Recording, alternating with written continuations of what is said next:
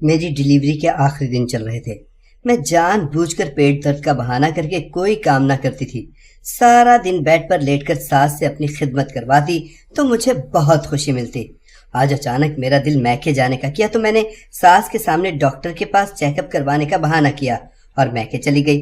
فوراً بھابھی نے میرے ہاتھ میں جھاڑو پکڑا دیا۔ وہاں اچانک ہی جھاڑو لگاتے وقت میں گر پڑی۔ بھائی فوراً ہاسپٹل لے کر بھاگا تو جو ہی نرس مجھے لیبر روم میں لائی تو سامنے والے بیڈ پر لیٹی عورت پر نظر پڑتے ہی میری روح لرز گئی۔ میرا نام ربیہ ہے۔ میں ایک متوسط گھرانے سے تعلق رکھتی تھی، مگر میری شادی بہت ہی اونچے گھرانے میں ہوئی۔ میری سہیلیاں تو جلن کے مارے لال پیلی ہو رہی تھی اور میں خوشی سے نہال، کیونکہ میرا شوہر بھی کسی فلمی اداکار سے کم خوبصورت نہیں تھا۔ گن گن کر میں نے دن گزارے تھے۔ خیر وہ لمحہ بھی آ گیا جب میں اپنے کٹیا جیسے گھر سے نکل کر محل کی رانی بن گئی تھی۔ شادی کی سیج پر میرے شوہر نے ہمیشہ میرا ساتھ دینے کے کئی عہد و پیما کیے تھے۔ میں بہت خوش تھی، مگر کہتے ہیں نا ہر پھول کے ساتھ ایک کانٹا بھی ہوتا ہے۔ ہر خوشی کی آغوش میں ایک ننھا سا غم بھی چھپا ہوتا ہے۔ اس بات کی مجھے سمجھ اپنی شادی کی صبح آئی تھی۔ میں اپنے گھر میں صبح دیر سے اٹھنے کی عادی تھی۔ میرا سسرال بھی کافی ماڈرن تھا۔ مجھے لگا تھا کہ یہاں مجھ پر کسی قسم کی روک ٹوک نہیں ہوگی۔ میرے سسرال میں تھا ہی کون، ایک شوہر، ایک ساس اور ایک نند۔ اسی لیے میں گھوڑے گدھے بیچ کر سو رہی تھی جب اچانک ہمارے کمرے کا دروازہ کسی نے زور زور سے کھٹکھٹایا تھا، جیسے کوئی بھونچال ہی آ گیا ہو۔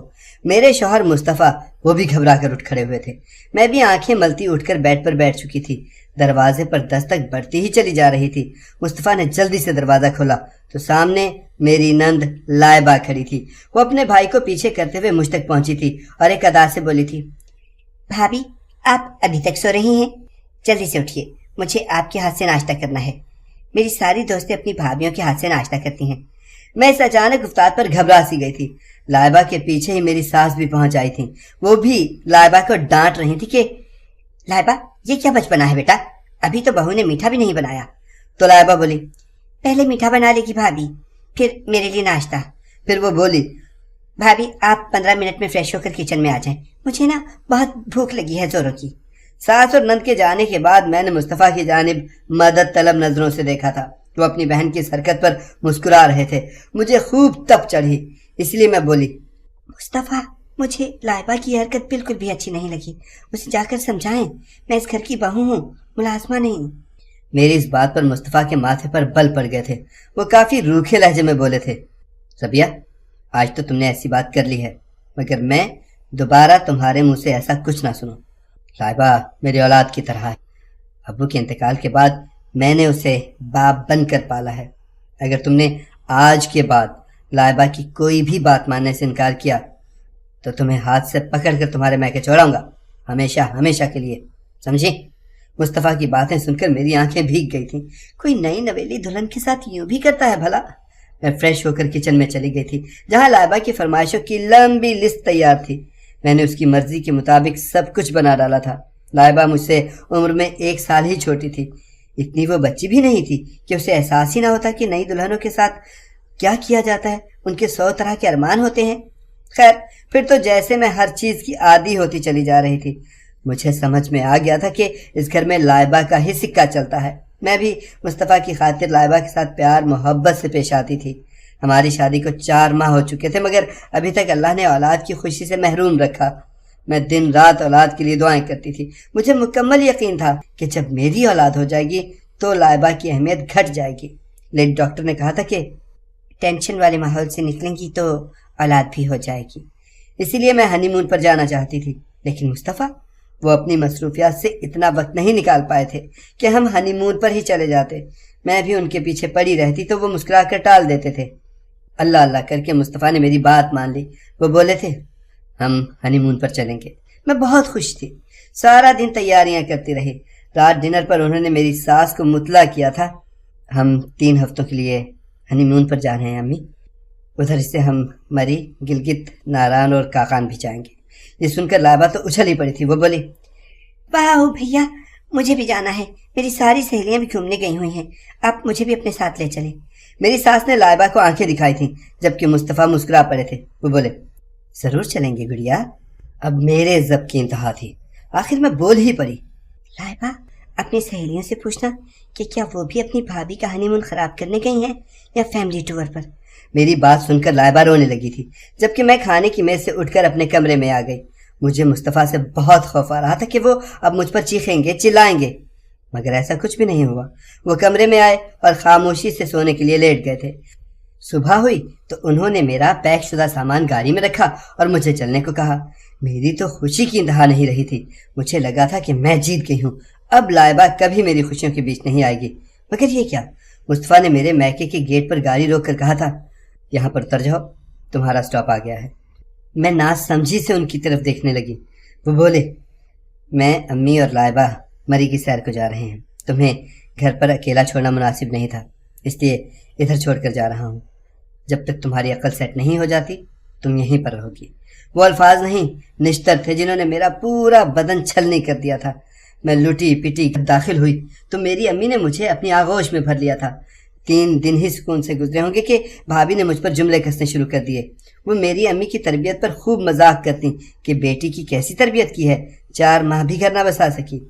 کچھ ہی دن گزرے ہوں گے کہ بھائی نے بھی کہہ دیا، ربیہ اب تم یہاں مہمان تو رہی نہیں، مہمان تو 2 دن کا ہوتا ہے، اور تم تو یہاں پر مستقل ڈیرا جما کر بیٹھ گئی ہو، اپنی بھابھی کے ساتھ کام میں ہاتھ بٹایا کرو۔ مجھے ان سب کے رویے بہت دکھ دے رہے تھے۔ 2 وقت کی روٹی کے لیے بھی مجھے مزدوری کرنا پڑ رہی تھی۔ ہمارے رشتہ دار بھی گھر آ کر 100 باتیں سنا کر جاتے تھے کہ ربیہ کا تو سسرال میں دل ہی نہیں لگتا، پتہ نہیں کیا چکر تھا۔ انہی باتوں سے تنگ آ کر میں 2 مہینے بعد اپنا سامان اٹھا کر واپس سسرال چلی گئی تھی۔ میری ساس نے میرا بڑا پرتپاک انداز میں استقبال کیا تھا، جبکہ لائبہ مجھے وہاں دیکھ کر سخت بدمزہ ہوئی تھی۔ وہ بولی، بھابھی آپ نے تو بلا وجہ آنے کی زحمت کی، میں تو بھیا کے لیے دلہن ڈھونڈ رہی ہوں۔ اس کی بات سن کر میرا دل دہل گیا تھا، کیونکہ ہونا تو وہی تھا جو لائبہ کہتی، مگر میری ساس نے لائبہ کو سخت سنا کر چپ کروا دیا تھا۔ مصطفیٰ جب آفس سے واپس آئے تو مجھے دیکھ کر انہیں ذرا خوشی نہیں ہوئی تھی۔ میری عزت 2 کوڑی کی رہ گئی تھی، لیکن میں اپنے میکے سے اپنی زندگی کا سبق سیکھ کر آئی تھی کہ شادی کے بعد عورت کی عزت صرف اس کے سسرال میں ہوتی ہے۔ اسی وجہ سے میں لائبہ کی خوش آمدیں کرتی پھرتی تھی۔ مجھے یوں لائبہ کے آگے پیچھے ہوتا دیکھ کر مصطفیٰ کا رویہ بھی میرے ساتھ ٹھیک ہو گیا۔ میں اولاد کے لیے دعائیں کرتی نہ تھکتی تھی۔ مصطفیٰ بھی اولاد کے خواہش مند تھے، مگر یہ دیر خدا کی طرف سے ہی تھی۔ ہم دونوں فٹ تھے۔ ادھر لائبہ مجھے زچ کرنے کی ہر ممکن کوشش کرتی تھی، مگر میں نے نوٹ کیا تھا کہ آج کل وہ کسی اور ہی چکر میں تھی۔ سارا دن اپنے کمرے میں رہتی، ہر وقت سجی سمری سی رہتی تھی، گھر سے 2 گھنٹے کے لیے غائب ہو جاتی۔ میں نے بھی اس کا راز جاننے کی ٹھان لی تھی۔ اس کے لیے مجھے بہت جتن کرنے پڑے تھے، مگر آخر کار سچ کب تک چھپ سکتا تھا؟ تو بات یہ تھی کہ لائبہ کا کسی کے ساتھ معاشقہ چل رہا تھا۔ ہمارے محلے میں ایک نیا لڑکا آیا تھا، درمیانہ سا قد تھا اس کا، گہرا کالا رنگ، لباس سے بھی وہ غربت کی چکی میں پستا ہوا ایک نوجوان لگتا تھا۔ اس میں ایسی کوئی خوبی نہیں تھی جس کی بنا پر اس سے محبت کی جاتی، مگر لائبہ کی آنکھوں پر پتہ نہیں کیا پٹی بن گئی تھی۔ میں سارے معاملے سے بڑی لطف اندوز ہوئی تھی۔ ہر شام وہ لائبہ کو ایک لفافہ تھما جاتا، اس کے بعد لائبہ کئی گھنٹے کے لیے اپنے کمرے میں بند ہو جاتی تھی۔ اب میں نے ٹھان لیا تھا کہ اپنے شوہر کو اس کی لاڈلی بہن کا اصلی روپ دکھاؤں، اسی لیے میں اور مصطفیٰ جب بھی اکٹھے بیٹھتے میں اس سے یہی کہتی، لائبہ کا کہیں اچھی جگہ رشتہ ڈھونڈ لیں، جوانی بڑی مزور ہوتی ہے، آج کل کا تو زمانہ بھی ایسا ہی ہے۔ مصطفیٰ میری بات سے چڑ جاتے اور کہتے، زمانہ جیسا بھی ہو، میری بہن کو اس زمانے کی ہوا نہیں لگی۔ میں دل میں ان کی اس خوشگمانی پر خوب ہنستی۔ اب میں لائبہ کی مکمل جاسوسی کر رہی تھی۔ ایک دن میں نے لائبہ کو گھر سے بڑا تیار ہو کر نکلتے دیکھا تھا۔ میں نے بھی اس کا پیچھا کرنے کی ٹھانی۔ میں اس سے فاصلہ رکھ کر اس کے پیچھے پیچھے چل رہی تھی۔ وہ گھر سے سہیلی کے گھر کا کہہ کر نکلی تھی۔ ہماری گلی سے موڑ مڑتے ہی وہ ایک اعلیٰ قسم کی شاندار سی گاڑی میں جا بیٹھی تھی۔ میں نے تھوڑا سا آگے ہو کر دیکھا تو اس میں ایک نہایت ہینڈسم لڑکا بیٹھا تھا۔ وہ لڑکا شکل سے ہی رئیس لگ رہا تھا۔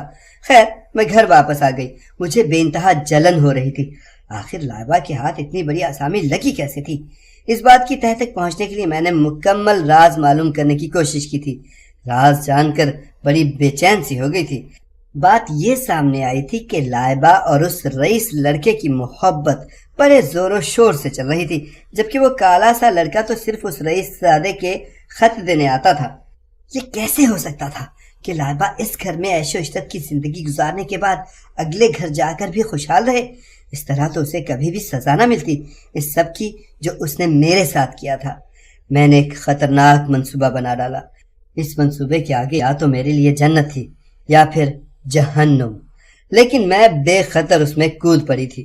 میں نے مصطفیٰ سے صاف الفاظ میں کہہ دیا تھا، میں نے اپنی آنکھوں سے لائبہ کو کسی لڑکے کے ساتھ جاتے ہوئے دیکھا ہے۔ میری بات سن کر انہوں نے بہت ہنگامہ کیا تھا، مجھے برا بھلا کہا، لیکن میں نے ہار نہیں مانی تھی۔ میں ہر روز تھوڑا تھوڑا زہر مصطفیٰ کے کانوں میں انڈیلتی رہی۔ ایک دن وہ رئیس لڑکا لائبہ سے اسی لڑکے کے گھر میں ملنے آیا تھا، شاید شادی کے معاملہ طے کرنے آیا تھا۔ میں نے مصطفیٰ کو فون کر کے گھر بلا لیا تھا۔ وہ گھر آئے تو میں ان کو اپنے ساتھ چھت پر لے گئی۔ ہمیں زیادہ انتظار نہیں کرنا پڑا تھا، جلد ہی لائبہ اس گھر سے نکل کر اپنے گھر کی طرف بڑھ رہی تھی۔ میں نے مصطفیٰ کو کہا، آپ گیٹ کے پیچھے چھپ کر ہماری باتیں سنیے۔ ان کا رنگ غصے سے سرخ ہو رہا تھا، وہ میرے پیچھے چلے آئے تھے۔ لائبہ جیسے ہی گھر داخل ہوئی، میں نے اسے غصہ چڑھانے کے لیے کہا تھا، لائبہ میں دیکھ چکی ہوں تم کہاں سے آ رہی ہو، تمہیں ذرا شرم نہیں آئی؟ تم نے تو اپنے بھائی کے منہ پر کالک مل دی ہے۔ وہ ہمیشہ کی طرح مجھ پر دھونس جمانے کے لیے بولی، ہاں مل کر آئی ہوں اس لڑکے سے، میرا اور اس کا چکر چل رہا ہے۔ یوں ہی ہر روز میں اس لڑکے سے ملنے جاتی ہوں، سب کی آنکھوں میں دھول چھونک کر۔ جان لیا سچ، اب خوش؟ لیکن یہ سب جان کر بھی آپ کو کوئی فائدہ نہیں حاصل ہونے والا، کیونکہ آپ کی بات پر کوئی یقین ہی نہیں کرے گا۔ بھائی کو بتائیں گی تو وہ آپ کو طلاق دے کر گھر سے نکال دیں گے، مگر مجھ پر شک نہیں کریں گے کیونکہ وہ مجھ پر اندھا اعتبار کرتے ہیں۔ لائبہ کی باتیں سن کر مصطفیٰ گیٹ کے پیچھے سے نکل آئے تھے۔ انہوں نے تھپڑ مار مار کر لائبہ کا منہ سرخ کر دیا تھا۔ میری ساس بھی بھاگ کر اپنی بچی کو بچانے کے لیے آئی تھی۔ مصطفیٰ بولے، اندھا اعتبار کرتا ہوں مگر اندھا ہوں نہیں۔ اگر آج ابو زندہ ہوتے تو وہ تمہیں اپنے ہاتھوں سے قتل کر دیتے، مگر میں تمہاری زندگی بخش رہا ہوں۔ پھر تو سب کچھ چٹکیوں میں ہی ہوا تھا۔ مصطفیٰ نے مولوی صاحب کو بلا لیا اور سامنے لڑکے کو بھی تھپڑ مار مار کر گھر لے آئے تھے۔ اس سامنے لڑکے نے ہمارے گھر آ کر وہی سب کہا تھا جو میں اسے سکھا کر آئی تھی۔ اس دن سے کوئی 4 دن پہلے میں اس سامنے لڑکے کے گھر گئی تھی۔ وہ کافی غریب سا تھا، ماں کے علاج کے لیے اس کو 50,000 کی ضرورت تھی۔ میں نے اس کو 1 لاکھ دے کر خرید لیا تھا۔ اس طرح اس نے وہ سب ہی کہا جو میں اس کے منہ سے کہلوانا چاہتی تھی۔ یوں ان دونوں کا نکاح پڑھوایا جا رہا تھا۔ میں یہ سب ڈرامہ، جس کی میں ڈائریکٹر تھی، بڑی خوشی سے دیکھ رہی تھی۔ لائبہ ہاتھ جوڑ جوڑ کر کہہ رہی تھی، بھیا میری بات سن لیں، میں دوسرے لڑکی سے محبت کرتی ہوں۔ اس بات پر تو مصطفیٰ کو مزید غصہ آ گیا تھا کہ ان کی بہن کتنے لڑکوں کو جانتی تھی۔ میری ساس نے رو رو کر الگ کوہرام بپا کیا ہوا تھا۔ خیر میری دلی تمنا پوری ہو گئی اور لائبہ کا منحوس سایہ میری زندگی سے ہمیشہ ہمیشہ کے لیے چھٹ گیا۔ مجھے اس کا انجام سوچ سوچ کر ہنسی آتی تھی۔ اس نے شادی کے بعد میرے ساتھ بہت برا کیا تھا، اب اس کے ساتھ بھی برا ہو رہا تھا۔ وہ تو لوگوں کے برتن مانج مانج کر اپنا پیٹ بھرتی ہوگی۔ میری ساس لائبہ کے واقعے کے بعد بالکل ہی ڈھہ سی گئی تھی اور میں شیرنی بن گئی تھی۔ اپنی ساس سے پورے گھر کے کام کروانے لگی تھی۔ انہی دنوں میں اللہ نے مجھے اولاد کی خوشی دی۔ میں ماں بننے والی ہوئی تو مصطفیٰ کے دل سے بہن کا غم نکلا۔ اب تو میں ان کی لاڈلی بیوی بن چکی تھی، ہر چیز میرے حکم پر ہوتی۔ یہی سب تو میں چاہتی تھی، بلا وجہ لائبہ نے میرا اتنا قیمتی وقت ضائع کیا تھا۔ خیر اب تو گھر کے برتن تک میں اپنی ساس سے دھلواتی تھی۔ یوں ہی میرے 8 ماہ پورے ہو چکے تھے۔ ادھر میرے آرام کے دن تھے، مگر میری ساس نے تو عجیب ڈرامہ شروع کر لیا تھا۔ کبھی ان کا چکر آ رہے ہوتے تو کبھی ان کا جی متلانے لگتا۔ وہ سارا دن قے کرتی رہتی۔ اب تو ان کا بیٹا بھی ان کے لیے متفکر ہو رہا تھا۔ میری بھی حالت ایسی ہو گئی تھی کہ کام ہی نہیں ہو کر رہتا تھا، جبکہ میری ساس تو مکمل بیڈ ریسٹ پر تھی۔ میں یہ سب ڈرامہ ہی سمجھتی رہی تھی، مگر ان کی اصلیت تو مجھے تب معلوم ہوئی جب میں نے انہیں گائنی وارڈ میں دیکھا تھا۔ بیٹی تو بیٹی، ماں بھی کسی سے کم نہیں نکلی تھی۔ اس نے بھی میرے اور مصطفیٰ کی آنکھوں میں دھول جھونکی تھی۔ ہوا یہ تھا کہ میں پیٹ درد کا بہانہ کر کے مصطفیٰ کے سامنے روتی رہتی، وہ بھی میرے لیے کافی فکر مند تھے۔ میں نے ان سے امی کے گھر جانے کی اجازت مانگی تو انہوں نے دے دی۔ انہوں نے مجھے تسلی دی تھی کہ وہ میرے پیچھے سب سنبھال لیں گے۔ میں آرام کی غرض سے امی کے گھر پہنچ گئی تھی۔ دنیا میں شاید صرف مائیں ہی بے غرض محبت کرتی ہیں۔ میری امی نے بڑی خوش دلی سے میرا استقبال کیا تھا۔ وہ تو مجھے بیڈ سے اتر کر پانی بھی نہیں پینے دیتی تھی۔ کچھ دن تو بھابھی نے بھی بٹھا کر کھلا دیا تھا۔ اب تو ان کی آنکھوں کے سامنے بھی اندھیرا چھانے لگا تھا۔ وہ مجھ سے بہانے سے کام کرنے کو کہتی تھی۔ ایک دن میرے ہاتھ میں جھاڑو پکڑا کر بولی، یہ گھر کا جھاڑو پوچھا کرو، اس سے تمہاری ڈلیوری میں آسانی ہو جائے گی۔ میں نے شکوہ کرنا نظروں سے امی کی طرف دیکھا تو وہ مجھے بہت بے بس سی نظر آئی تھی۔ میں نے بڑے غصے سے جھاڑو پکڑا اور ادھر ادھر زور زور سے مارنے لگی۔ یوں ہی نہ جانے کس بری گھڑی میں میرا پیر مڑا اور میں سیڑھیوں سے نیچے جا گری۔ پھر مجھے کچھ ہوش نہ رہا۔ مجھے کچھ معلوم نہ تھا کہ مجھے کب ڈاکٹر کے پاس لے جایا گیا اور کب میرا ٹریٹمنٹ شروع ہوا۔ میں کئی گھنٹے کی بے ہوشی کے بعد جب ہوش میں آئی تو مجھے اپنا آپ نہایت ہلکا پھلکا سا محسوس ہوا تھا، جیسے مجھ سے میرے جسم کا کچھ حصہ جدا ہو گیا ہو۔ میں نے جلدی سے اپنے پیٹ کی جانب دیکھا تو میں سمجھ گئی۔ میں نے خوشی سے امی کو پکارا اور کہا، امی میری اولاد کہاں ہے؟ بیٹا ہوا ہے یا بیٹی؟ میری باتیں سن کر امی رونے لگی تھیں۔ ان کے رونے سے میں گھبرا گئی تھی۔